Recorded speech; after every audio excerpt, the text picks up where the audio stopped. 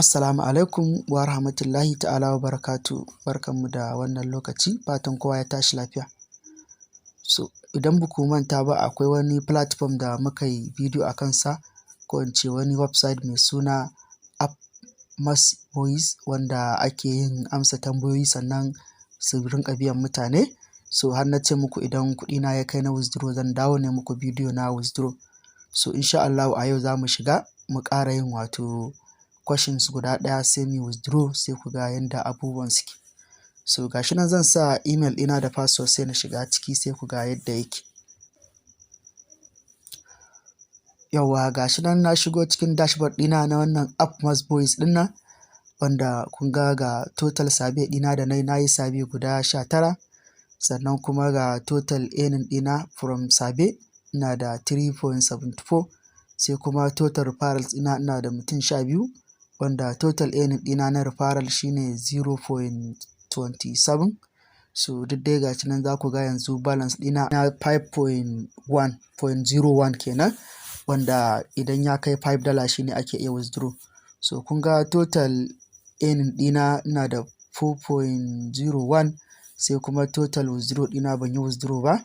So kun ga sabe ɗina nan wanda za ku ga all sabe ɗin nan. So akwai su pro, wanda idan mutum ba pro ɗin ya yi upgrading ba, so zai daɗe gaskiya bai kai $5 ɗin nan ba, tunda suna ba da 0.0 kaza 0.0 kaza, kuɗin ba yawa.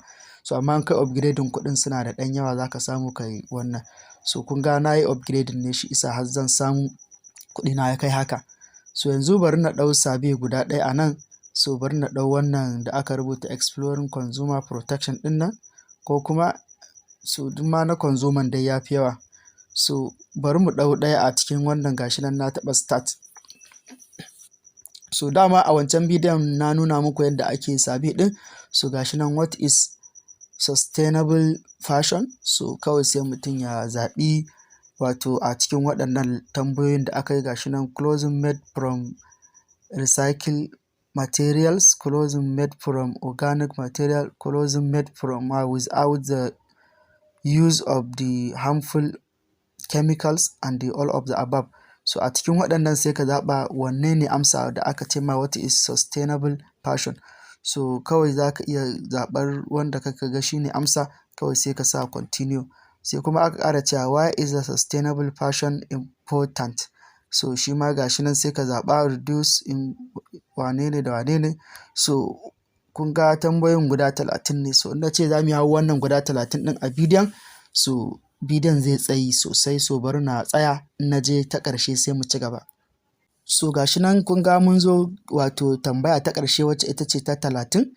Gashi nan wannan tambayar gashi nan, do you think sustainable fashion is a responsibility of both consumer and the fashion brands. So kawai gashi nan na sa yes. So gashi nan na taɓa submit. So kun ga na yi sabe ɗina complete kenan. So gashi nan zan taɓa go to home.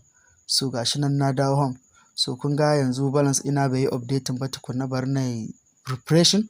So kun ga dai har yanzu 5.01 ɗin ne. So za su yi min updating na balance ɗina. So yanzu so muke mu shiga wajen withdraw. So bari mu taɓa wato nan gurin, ga wajen wannan ɗan ɗige-ɗigen guda 3. So bari mu shige shi. So ga na biyu nan mai alamar dala ɗin nan. So gashi nan na taɓa shi, ko shine wajen withdraw ɗin. So gashi nan kamar yadda kuke gani, withdraw now. So kun ga gashi nan my all time earning shine wannan, sannan kuma ga my available balance ɗina. So bari na jira su ɗan samun wancan na wanda na yi yanzu, saboda kuɗin su ɗan ƙara auki sai na yi withdraw. Yawa gashi nan na ƙara yin wani sabe ɗin. So yanzu za ku ga balance ɗina ya dawo 5.67. So mu shiga nan wajen menu ɗin nan ku gani, sai mu je mu yi withdraw. Ok, bari mu shiga ta nan gurin. So za mu shiga ta nan sai mu je mu yi binding na wallet ɗinmu. So gashi nan za ku ga inda aka rubuta wallet settings. So gashi nan na taɓa shi. So kun gani your withdrawal wallet address, gashi nan gashi nan. So a nan gurin zan je na copy wallet address ɗina sai na sa a cikin nan, sai na taɓa request ɗin nan, za su turo mun code. a cikin email ɗina, kawai sai na taɓa save settings. Yawwa gashi nan na sa wallet address ɗina, sannan na sa code da suka tura min a email ɗina, gashi nan zan taɓa save settings ɗin nan, gashi nan na taɓa shi. So kun gani successfully yanzu na riga na yi binding na wallet ɗina. So yanzu bari na ƙara komawa wajen withdraw ɗin. So bari mu shiga ta nan gurin, sai mu shiga wajen withdraw ɗin. So gashi nan na taɓa, na ƙara dawowa gurin. So kun gani ga earning ɗina nan gaba ɗaya. So yanzu bari na taɓa withdraw ɗin, ku gani gashi nan na taɓa. So yauwa kamar yadda kuke gani gashi nan choose an amount. So gashi nan dai yanzu bari na tura withdraw ɗin. Sun ce duk lokacin da mutum ya tura withdraw za su tura masa code sai confirming. So gashi nan bari na taɓa wajen request ɗin nan. So gashi nan zan sa wannan code ɗin. So bari na taɓa request code. So za su turo min code a cikin email ɗina. Bari na koma cikin email ɗina na je na ɗauko code ɗin na sa a cikin nan gurin, sai na ƙara taɓa request. Tunan na sa code ɗin. So yanzu nan gurin zan taɓa inda aka rubuta request payout ɗin nan. So gashi na taɓa shi. So kun gani withdraw request completed. So gashi ya tafi yana processing, na riga na yi withdraw. So yanzu abin da ya rage, so bari mu jira mu ga idan withdraw ɗin ya sauka. Kun ga yanzu balance ɗin ya da 0.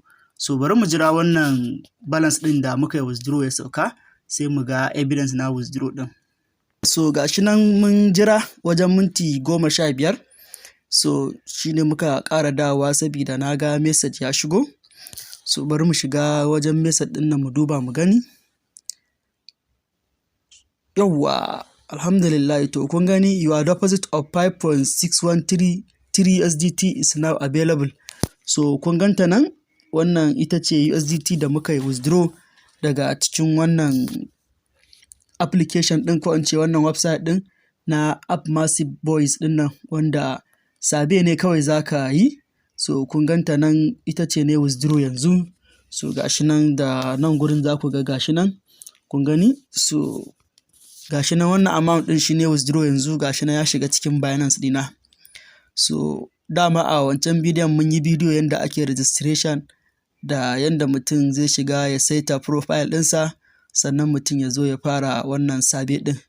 So kamar yadda kuke gani, in ka yi sabe ka tara kuɗi haɗe da na referral ɗinka da na sabe ɗinka da kai. So shine zaka, in ya kai $5 zaka zo kai withdraw. So gashi nan yana fita, wanda gashi nan na nuna muku withdrawal evidence ɗina. So haka ake yin komai da komai kamar yadda kuke gani. So muna ƙara roƙonku idan mutum sabo ne a wannan channel tamu ya daure mana subscribing, sannan a taɓa ƙararrawa domin samun sababbin shirye-shiryenmu, sannan a yi mana liking saboda liking yana ƙara mana ƙwarin gwiwa sosai. Mun gode.